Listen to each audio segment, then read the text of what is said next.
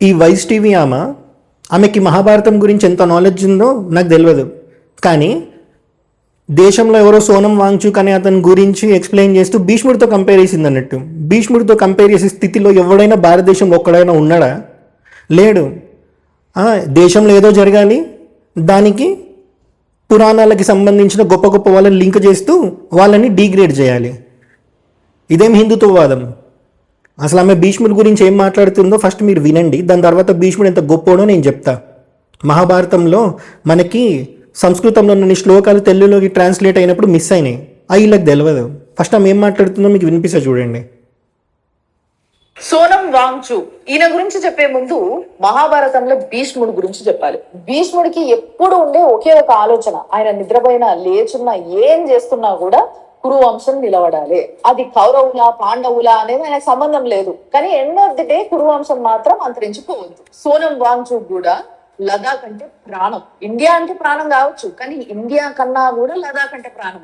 ఈ మాట ఎందుకు అంటున్నా అంటే, ఆయన లదాఖ్ లో ఉద్యమం చేస్తున్నప్పుడు ఒక మాట అన్నాడు, మేము ఇన్ని రోజుల నుంచి చైనా వాళ్ళని అడ్డుకుంటున్నాం, లోపలికి రానియకుండా ఇండియా మీద అటాక్ చేయడానికి వాళ్ళు కానీ వచ్చిండ్రు అనుకో ఈసారి పంపించేస్తాము అని అన్నాడు. కావాలంటే भारत सरकार हमारे लिए कुछ नहीं कर रहा है, तो अगली बार वो आए तो हम उनको रास्ता दिखाएंगे, हम रोकेंगे नहीं. ఇది అవుట్ ఆఫ్ ఫ్రస్ట్రేషన్ అన్నాడు కావచ్చు, కానీ ఆయనకి మాత్రం లదాఖ్ ప్రయోజనాలు మాత్రమే ఫస్ట్ ప్రయారిటీ. ఈయన గురించి చెప్పుకుంటా భీష్ముడు టాపిక్ ఎందుకు తీసుకున్నా అనే డౌట్ వచ్చింది కదా. ద్రౌపది చీరలాగినా చూసుకుంటా కూర్చున్నాడు, జూదంలా అన్యాయం చేసినా చూసుకుంటా కూర్చున్నాడు, సగం రాజ్యం ఇవ్వాల్సింది పోయి 5 ఇమ్మంటే ఇయ్యమన్నా కూడా చూసుకుంటా కూర్చున్నాడు. ఈమె చెప్పినట్టు ధర్మం చెప్పాల్సిన అవసరం వచ్చినప్పుడల్లా భీష్ముడు మౌనంగానే ఉంటే మరి భీష్ముడు అధర్మాత్ముడే కదా. మరి ధర్మం తెలిసి ధర్మం చెప్పని వాడు అధర్మాత్ముడే కదా. మరి అట్లా చూస్తే మరి భీష్మ ఏకాదశి రోజు మన పురాణాల్లోనే చెప్తారు, మహాభారతంలో చెప్తారు, నీకు భీష్ముడికి సంబంధం లేకున్నా సరే నువ్వు భీష్ముడికి తర్పణం ఇవ్వాలి భీష్మ ఏకాదశి రోజు అని చెప్పి. అంటే నువ్వు ఆలోచించు, భీష్ముడికి మనమందరం ఎంత రుణబడి ఉన్నాం అని చెప్పడానికి. ఇప్పుడు ఎందుకు రుణబడి ఉన్నామో చెప్తా. ఒక్క భీష్ముడు గనక కురువంశం నిలబడొద్దు అని అనుకుంటే కురువంశం ఎప్పటితోనో ఎండ్ అయిపోయేది. ఒక పరీక్షిన్ మహారాజ్ అందులో నుంచి రాకపోయేవాడు. పరీక్షిన్ మహారాజ్ అందులో నుంచి వంశంలో నుంచి రాకపోతే ఈ లోకానికి శ్రీమద్ భాగవతం అందించేటోళ్ళు లేరు. ఎందుకు అని అంటే పరీక్షిత్ మహారాజుకి వారం సమయం ఉంటుంది చచ్చిపోవడానికి. మరి కలియుగం స్టార్ట్ అయిపోయింది, కలి ప్రభావం అన్ని చోట్ల కనిపిస్తుంది. ఈ కలియుగంలో మళ్ళీ ఒక మనిషి పుట్టకుండా ఉండాలి అని అంటే నాకు ఎట్లాగో వారం సమయం ఉంది కదా, ఈ వారం రోజుల్లో నేను ఏది వింటే మళ్ళీ పుట్టాల్సిన అవసరం లేదో నాకు అది చెప్పేవాళ్ళు ఎవరు అని ఎతుకుతూ ఉన్నప్పుడు వ్యాసుడి కొడుకైన శుకబ్రహ్మ వస్తారు. ఆవు పాలు పితికే అంత సమయం కూడా ఎక్కడ ఒక్క 10 నిమిషాలు నించోని శుకబ్రహ్మ వారం రోజులు పొద్దున రాత్రి లేకుండా పరీక్షిత్ మహారాజు ఆర్తి చూసి శ్రీమద్ భాగవతం చెప్తారన్నట్టు. మరి భీష్ముడు గనక కురువంశం నిలబడాలి అని కోరుకోకుండా ఉంటే ఈ లోకానికి శ్రీమద్ భాగవతం వచ్చేదే కాదు. అందుకు భీష్ముడికి మనం తర్పణం ఇస్తాం. నువ్వు ఉద్ధరించబడాలి అని అంటే కలియుగంలో సింపుల్ వే శ్రీమద్ భాగవతం. ఎంతమందికి తెలుసు? కొన్ని కోట్ల జన్మల తర్వాత అయినా ఒక్కసారి కలుగుతుందంటే భాగవతం వినాలి, ఆ భగవంతుడి లీలలు, భగవంతుడి అవతారాలు, భగవంతుడికి సంబంధించిన భక్తుల కథలు వినాలి అని చెప్పి. దేనివల్ల వచ్చింది ఇది? భీష్ముడు కురువంశం నించోవాలి అని కోరుకోవడం వల్ల. మరి ఇప్పుడు భీష్ముడు గొప్పోడా కాదా? భీష్ముడు ధర్మాత్ముడా కాదా? 250 సంవత్సరాలు అనుకుంటా భీష్ముడికి కురుక్షేత్ర యుద్ధం జరిగినప్పుడు. 250 సంవత్సరాలు ఎప్పుడు భీష్ముడు పీస్ఫుల్గా బ్రతికిండి? ఒక నిమిషం చూపెట్టమని చెప్పండి. చూపెట్టలేరు. ఆఖరికి చావైనా సరిగ్గా వచ్చిందా అంటే అంపశయం మీద పడుకోవాల్సి వచ్చింది కొన్ని నెలల వరకు. అందుకే భీష్ముడికి మనం తర్పణం ఇస్తాం. అందుకే భీష్ముడు గొప్పోడు. ఏం తెలుసా వాళ్ళకి మహాభారతం గురించి? బొక్కలోది. దేశంలో ఎవడో ఏదో చేసే దానికి పురాణ పురుషులకి లింక్ చేసి దానిని డీగ్రేడ్ చేయడం, ఇది సనాతన ధర్మమా? ఇది హిందుత్వమా? ఇది జర్నలిజమా? ఫస్ట్ టైం అన్నది పొద్దున రాత్రి అనేది లేకుండా నాకు ఎప్పుడు ఒకటే ఆలోచన ఉండేది, కురువంశం నించోవాలి, అది పాండవుల వల్ల అయినా సరే కౌరవుల వల్ల అయినా సరే అని చెప్పి. సో ధర్మబద్ధంగా పెళ్లి చేసుకొని ధర్మబద్ధమైన కామంతో పిల్లలను అనేది సెక్షువల్ ప్లెజర్ తీసుకోవడానికి కాదు. ధర్మబద్ధంగా కాపురం చేసి పిల్లలను అనేది వంశాభివృద్ధి కోసం. ఎందుకంటే అట్లీస్ట్ ఒక్కడు పుట్టినా సరే వాళ్ళ వంశం తరిస్తుంది. దేనివల్ల? వాళ్ళ పితృదేవతలకి తర్పణం ఇవ్వడం వల్ల. వీడు అట్లీస్ట్ ఒక్కసారి వీడి జీవితంలో రామాయణం వింటే మనకి ఫలశ్రుతి చెప్తారు శ్రీరామ పట్టాభిషేకం అప్పుడు. ఎవరైతే రామాయణం వింటారో మొత్తం పట్టాభిషేక సర్గ వరకు ముందు 21 తరాలు తరిస్తాయని చెప్పి. అందుకే కదా పిల్లలను అనేది, లేకపోతే వాడు తప్పు చేయగానే చంపేసుకోవడానికి కాదు కదా. సో భీష్ముడు కోరుకున్నదంతా తప్పేముంది, 1% తప్పు లేదు. మహాభారతం తెలియక దేశంలో ఏదో జరిగిపోతే దాన్ని లింక్ చేసి ఎవడో స్క్రిప్ట్ ఇస్తే చదువుతున్నారు చూడు, అది తప్పు, అది 100% అధర్మం. ఇప్పుడు ఒకసారి మళ్ళీ వినండి చిన్న క్లిప్పు. చెప్పుకుంటా భీష్ముడు టాపిక్ ఎందుకు తీసుకున్నా అనే డౌట్ వచ్చింది కదా. ద్రౌపది చీర లాగినా చూసుకుంటా కూర్చున్నాడు, జూదంలా అన్యాయం చేసినా చూసుకుంటా కూర్చున్నాడు, సగం రాజ్యం ఇవ్వాల్సింది పోయి 5 ఇమ్మంటే ఇయ్యమన్నా కూడా చూసుకుంటా కూర్చున్నాడు. ఇప్పుడు జంతర్ ఎవడాడు కూసింది, ఎవడాడు ధర్మం చెప్పలేదు ద్రౌపదికి చీర లాగినప్పుడు, ఎవడాడు? మీ ప్రకారం భీష్ముడు అయితే మీకు తెలిసిన మహాభారతం 100% తప్పు. భీష్ముడు సంశయంలో పడ్డాడు. ఇందాక నేను స్టార్టింగ్లోనే చెప్పిన సంస్కృతంలో ఉన్న మహాభారతంలో నుంచి శ్లోకాలు తెలుగులోకి అనువదించినప్పుడు మిస్ అయినాయి అని చెప్పి. భీష్ముడు ఎందుకు మాట్లాడలేదు? భీష్ముడు మొత్తానికే మాట్లాడకుండా ఉన్నాడా? ఇప్పుడు సామవేదం గారి వాయిస్లో వినండి. అప్పుడు కళ్ళ నీళ్లతో ఈ భీష్ముడు, ఈ ద్రోణుడు, ఈ కృపాచార్యుడు ధర్మమెత్తలే, వీళ్ళ శక్తి క్షీణించిందా అన్నది. ఇక్కడ ఒక్కరు ధర్మము చెప్పరేమి. ఇతనే ఓడితే తిరిగి నన్ను పణం పెట్టడానికి ఓడిన వాడికి అర్హత ఎక్కడి నుంచి వస్తుంది? అందుకు నాకు తెలియాలి. ముందు ఈ మాట చెప్తూ ఉన్నప్పుడు ముందు భీష్ముడు మాట్లాడుతున్నాడు. ఇక్కడ జాగ్రత్తగా తెలియాలి. చాలామంది భీష్ముడు మాట్లాడలేదని, భీష్ముడు ఏం మాట్లాడాడో మనం జాగ్రత్తగా వినలేదు. అక్కడ ధర్మరాజు ఎలా మౌనం వహించాడో భీష్ముడి మాట ఆ మౌనానికి వ్యాఖ్యానం, ఇది తెలుసుకోవాల్సింది. ఇక్కడ నిజానికి ధర్మం ఇది అధర్మం నిర్ణయించలేని ఒకానొక చిక్కు సమస్య అది. ఆ చిక్కు ఏమిటో భీష్ముడు చెప్తున్నాడు. నా ధర్మ సౌక్ష్మ్యాత్ సుభగే వివేక్తుం. ఈ శ్లోకములు దురదృష్టవశాత్తు మనకు ఆ తెలుగు భారతంలోకి దిగలేదు. కొన్ని భావాలు మాత్రం వచ్చాయి కానీ సంపూర్ణంగా రాలేదు. ఇక్కడ మహాత్ముడిని భీష్ముడు చెప్తున్నాడు, ధర్మము యొక్క సూక్ష్మము చాలా ఉన్నదమ్మా. సూక్ష్మమైన ధర్మం ఇక్కడ ఉంది గనక ఇది విశ్లేషించి చెప్పడానికి సాధ్యం కావట్లేదు. శక్నోమి తే ప్రశ్నమిమం యథావత్ అస్యామశక్త ఫణితుం పరస్వం స్త్రియాశ్చ భర్తుర్యశతాం సమీక్ష. ఈ మాట చెప్పేటప్పుడు ఎప్పుడైనా స్త్రీ భర్తకు చెందిన సంపదే అంతే. అంటే భర్తకి లోబడి ఉండాలి, అది సహజం. ఎందుకంటే భర్త సంపద భార్యయే, ఇందులో సందేహం లేదు. పైగా కూర్చున్నవాడు సామాన్యుడు అనుకున్నావా? ఎవడు? యుధిష్ఠిరుడు. చజేత సర్వాం పృథివీ సమృద్ధాం యుధిష్ఠిరో ధర్మమథో నజహ్యాత్. సర్వ సంపదలతో ఉన్న భూమినైనా విడిచిపెడతాడు కానీ ధర్మాన్ని విడిచిపెట్టాడు యుధిష్ఠిరుడు. ఆయన మౌనంగా ఉన్నాడంటే ఎందుకు అర్థం చేసుకో. ఉక్తిం జితోస్మీతి చ పాండవేనా తస్మాన్ నశక్నోమి వివేక్తుమే తత్.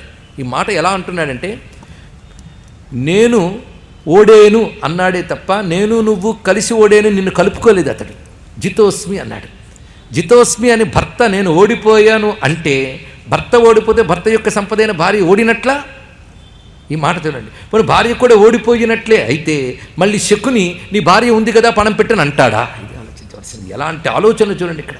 మళ్ళీ అలాగ అన్నాడు అంటే అది తెలిసి కూడా ధర్మరాజు పణం పెట్టాడు అంటే ఇప్పుడు ఏమిటంటావు దీనికి? ఇక్కడ అంటే శకుని ప్రేరణ వల్ల అలా చెప్పాడు.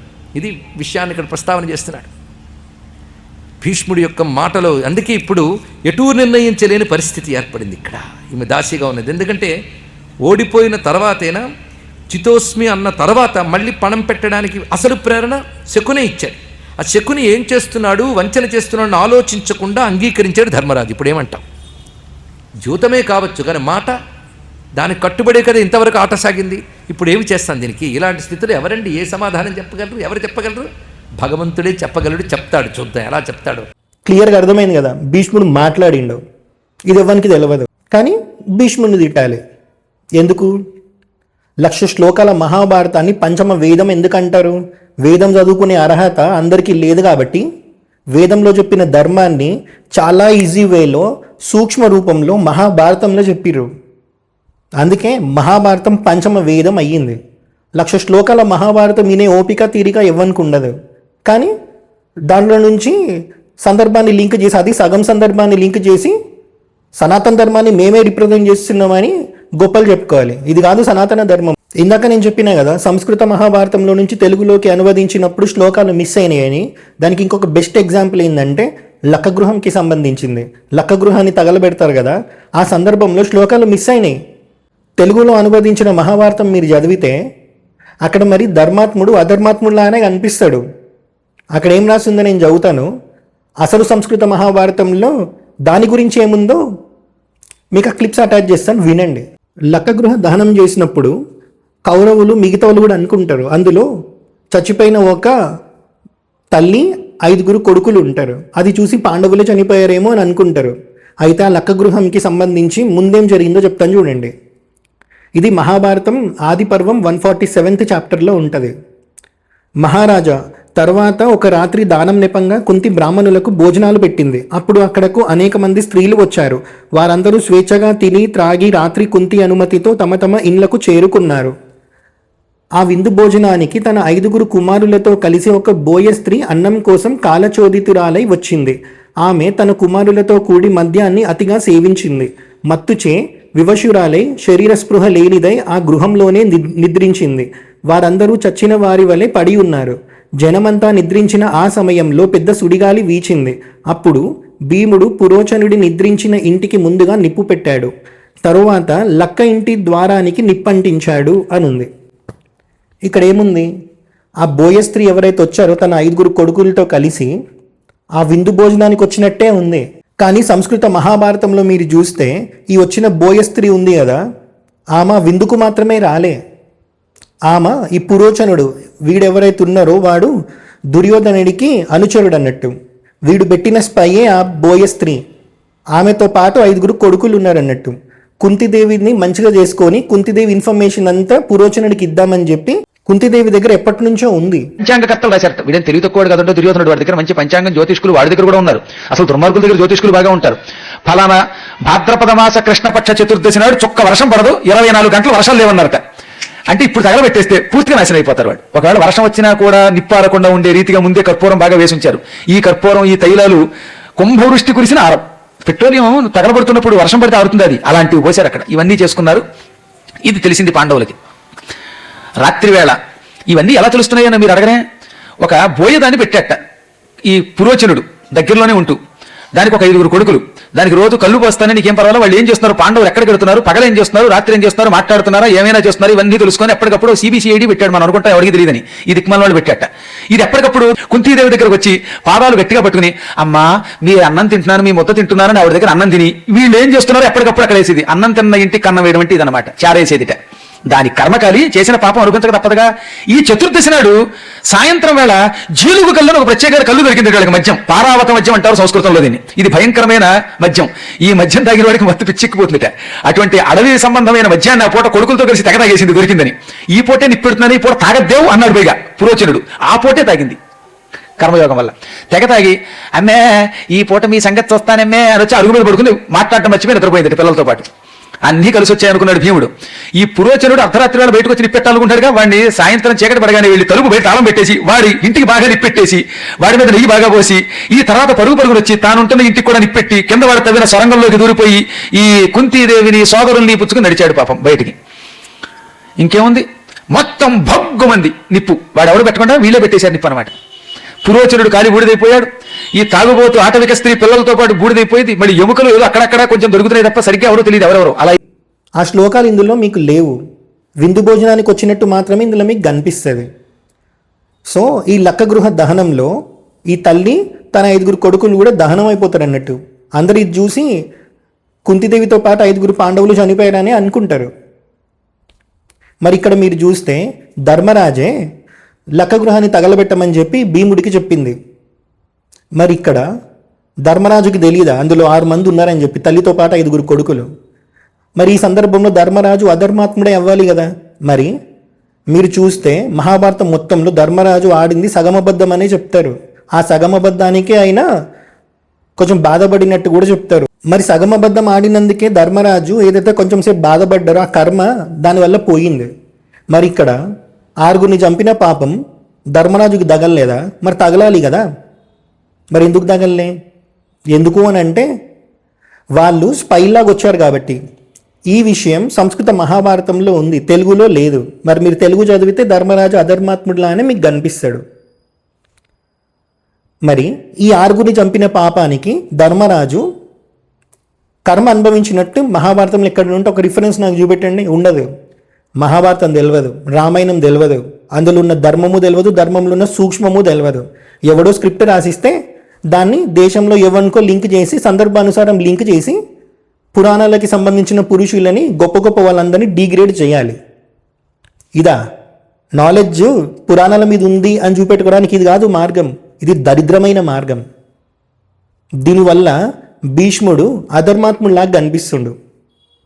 ఇందాకనే చెప్పిన భీష్ముడు నిజంగా ఆమె చెప్పినట్టు అలాంటోడే అయితే భారతదేశం మొత్తంలో భీష్ముడితో నీకు సంబంధం లేకపోయినా సరే భీష్మ ఏకాదశి రోజు భీష్ముడికి నువ్వు తర్పణం ఇయ్యాలి అని చెప్పి మహాభారతం ఎందుకు చెప్తుంది? పంచమ వేదమైన మహాభారతం ఎందుకు చెప్తుంది? సో ఎవడైనా ఏదైనా మాట్లాడేటప్పుడు ఆడికి ఎంత జ్ఞానం ఉందో మీరు తెలుసుకోండి. ఉట్టిగా సపోర్ట్ చేయొద్దు. 24,000 శ్లోకాల రామాయణమే ఈయన ఓపిక లేదు. 1,00,000 శ్లోకాల మహాభారతం, అందులో ఉన్న ధర్మము ధర్మ సూక్ష్మం అర్థం చేసుకొని మీకు జ్ఞానం ఇస్తారని ఎట్లా అనుకుంటున్నారు? ప్రతి ఒక్కరిని యాంటీ హిందూ అని ముద్రేసి వాడిని దూరం చేయాలి. ఆడి దగ్గర ఉన్న జ్ఞానం ఇవ్వడానికి అవసరం లేదు. ఇది దరిద్రం సోషల్ మీడియాలో. హర హర మహాదేవ.